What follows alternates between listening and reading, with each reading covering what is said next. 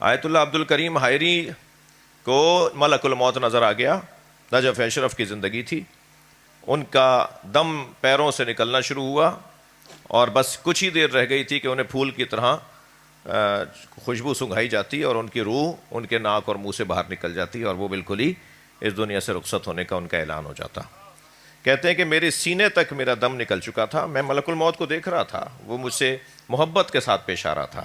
مجھے کوئی تکلیف نہیں ہو رہی تھی, میرے ہاتھ پیر کھینچ نہیں رہے تھے, مجھے کوئی اذیت نہیں ہو رہی تھی, مگر مجھے یہ یقین ہو گیا تھا کہ یہ فرشتہ مجھے لینے آیا ہے اور میں اب کچھ دیر کے بعد اس دنیا سے جا رہا ہوں. کہا سینے تک میرا دم نکل چکا تھا کہ اچانک آواز دی گئی کہ حسین ابن علی آ رہے ہیں, اور ایک نورانی کرسی میرے سرہانے لگائی گئی اور اس نورانی کرسی پر حضرت امام حسین تشریف فرما ہوئے. میں نے, کیونکہ میرے پیروں میں دم نہیں تھا تو میں اٹھ کر احترام نہیں کر سکتا تھا, میں اٹھ کر استقبال نہیں کر سکتا تھا, تو میں نے حضرت سے معافی طلب کی اور میں نے کہا مولا اگر میرے پیروں میں دم ہوتا تو میں آگے بڑھ کر آپ کا استقبال کرتا. مجھے آپ کی زیارت نصیب ہو رہی ہے, آپ میرے سرہانے آ گئے, اس سے زیادہ میری عزت اور کیا ہوگی. میں بس آپ سے ایک التجا کر رہا ہوں کہ میں نے سوچا تھا کہ ایک بہت بڑے علمی مرکز کی بنیاد قم میں رکھوں گا, مگر میری زندگی وفا نہیں کر رہی اور یہ ملک الموت مجھے لینے آ گیا.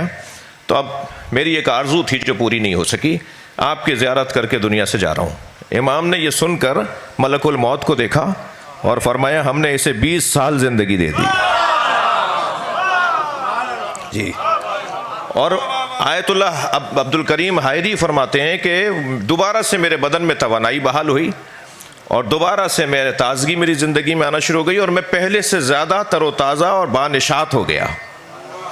اور اس کے بعد میں نجف اشرف سے قم آیا اور قم میں نے پہلے مدرسے کی بنیاد رکھی اور پھر پہلے مدرسے کی بنیاد رکھ کر اسے ترقی دی, اسے مضبوط بنایا. پورے 20 سال کے بعد, چاند قمری اعتبار سے جو 20 سال مکمل ہونے کا دن تھا, انہوں نے چند دن پہلے سے کہنا شروع کر دیا کہ فلاں دن میری زندگی کا آخری دن ہے.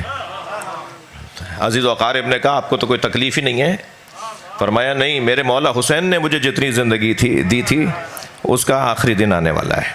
اور صبح جس دن ان کا انتقال ہونا ہے, اور 20 سال پورے ہو رہے تھے جس دن قمری اعتبار سے, صبح سے وہ تیاری کرتے رہے, غسل کیا, اپنے کفن کو تیار کیا, کون مجھے غسل دے گا, کون میرے ساتھ کیا کرے گا, اور پھر نماز مغرب پڑھ کر مصلے سے اٹھ کر بستر پہ لیٹے, ملک الموت ان کو لے کے چلا گیا.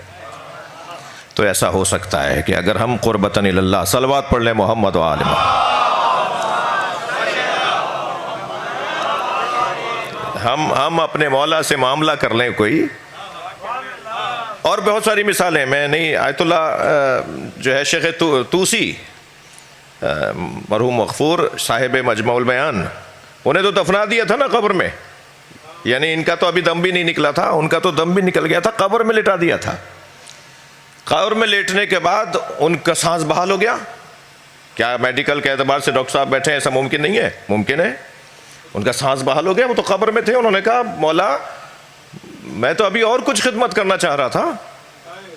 تو اچانک گورکن آ گیا کفن چرانے, معاف کیجیے گا, کفن چور آ گیا کفن چرانے کے لیے, اور اس نے قبر کھول دی کفن چرانے کے لیے. وہ قبر کفن چرانے کے لیے تو نہیں کھول رہا تھا, وہ تو لوگوں کو زندگی دینے کے لیے قبر کھول رہا تھا.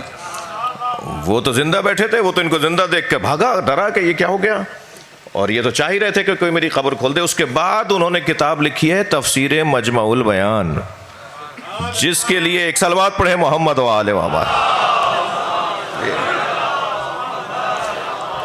جس کے لیے اہل سنت علماء میں سے ایک بڑے اس وقت پاکستان کے, شاید میرے حساب سے اور شہرت میں بھی بڑے اہل سنت کا سب سے بڑا نام جو ہے, انہوں نے مجھے ایک جملہ کہا. انہوں نے کہا جب ہم تفسیر مجمع البیان پڑھتے ہیں تو لگتا ہے کہ یہ کسی ایسے عالم نے لکھی ہے کہ جس کے گھر میں قرآن اترا ہے, کیونکہ اہل بیت کے گھر میں قرآن اترا ہے نا. یہ اس گھر سے جڑے ہوئے ہیں جن گھر میں قرآن اترا ہے. اور کہتے ہیں ہمیں بہت دور دور ڈھونڈنے سے کوئی ایسی بات نہیں ملتی جس کا ہم کوئی جواب دیں, جس کو ہم رد کریں. مضبوط ترین تفسیر, ٹھیک ہے. تو ایک مثال نہیں ہے ہمارے پاس کہ ہم اللہ سے دعا کریں کہ یا اللہ ہمیں قرآن سے وابستگی عطا فرما, اور ہم اس کلام, تیرے کلام کی جو فہم ہے, تیرے کلام کا جو فہم ہے, سمجھنا چاہتے ہیں ہم.